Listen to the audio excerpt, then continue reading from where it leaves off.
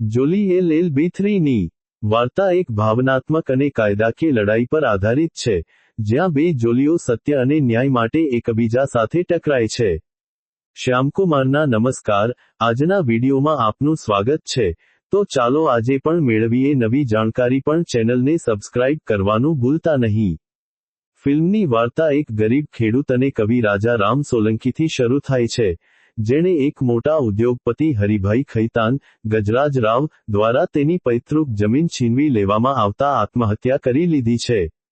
તેના મૃત્યુ પછી, તેની પત્ની જાનકી, સીમા બિસ્વાસ ન્યાય માટે દિલ્હીની કોર્ટમાં કેસ દાખલ કરે છે. આ કેસમાં બે જુદા જુદા, જોલી, વકીલો સામસામે આવે છે.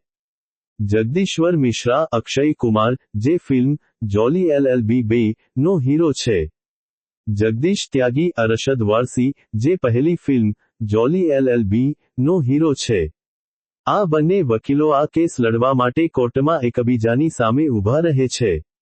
કોર્ટરૂમમાં તેમના વિવાદ અને દલીલોથી હાસ્ય અને ગંભીરતાનું અનોખું મિશ્રણ જોવા મળે છે. કેસના ન્યાયાધીશ સુંદરલાલ ત્રિપાઠી, સૌરભ શુક્લા પણ ફરી એકવાર તેમના અનોખા અંદાજમાં આ બંને જોલીઓને સંભાળવાનો પ્રયાસ કરે છે. ફિલ્મની વાર્તાનો મુખ્ય સંઘર્ષ એ છે કે ખેડૂતોને મળતી સરકારી સહાયને ખૈરાત, દાન તરીકે જોવામાં આવે છે, જ્યારે મોટા ઉદ્યોગપતિઓને મળતી સહાયને પ્રોત્સાહન, ઇન્સેન્ટિવ્સ તરીકે ગણવામાં આવે છે.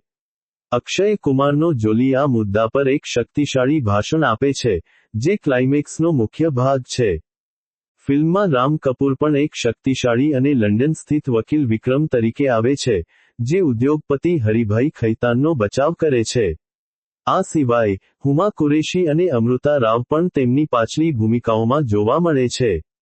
વિશ્લેષકો અને દર્શકોના પ્રારંભિક પ્રતિભાવો ખૂબ જ સકારાત્મક જણાઈ રહ્યા છે. વિશ્લેષકોના મુખ્ય મંતવ્યો. વાર્તા. વિશ્લેષકોના મતે ફિલ્મની વાર્તા તેના પહેલાના ભાગોની જેમ જ ગંભીર સામાજિક મુદ્દાઓને હાસ્ય અને વ્યંગ્ય સાથે રજૂ કરે છે. ખાસ કરીને ખેડૂતો અને મોટા ઉદ્યોગપતિઓ વચ્ચેના જમીનના વિવાદ પર આધારિત વાર્તા દર્શકોના મન પર ઊંડી અસર છોડે છે. અભિનય. ફિલ્મના અભિનયને ખૂબ જ વખાણવામાં આવી રહ્યો છે. અક્ષય કુમાર અને અરશદ વારસી વચ્ચેનો મુકાબલો અને તેમની કેમેસ્ટ્રી ફિલ્મને એક નવું જ સ્તર આપે છે.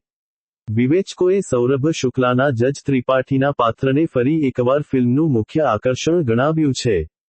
ગજરાજ રાવે વિલન તરીકે શાનદાર અભિનય આપ્યો છે.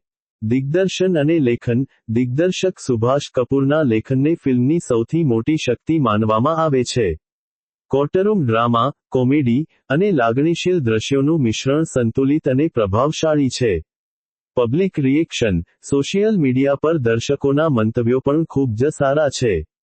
ઘણા લોકોએ ફિલ્મને હાસ્ય અને ગંભીરતાનું પરફેક્ટ પેકેજ ગણાવી છે અને ક્લાઇમેક્સમાં અક્ષય કુમારના ભાષણની ખૂબ પ્રશંસા કરી છે. એકંદરે, વિશ્લેષકોના મતે આ ફિલ્મ ફ્રેન્ચાઇઝીના વારસાને આગળ ધપાવે છે અને દર્શકોને મનોરંજનની સાથે સાથે વિચારવા જેવો સંદેશ પણ આપે છે.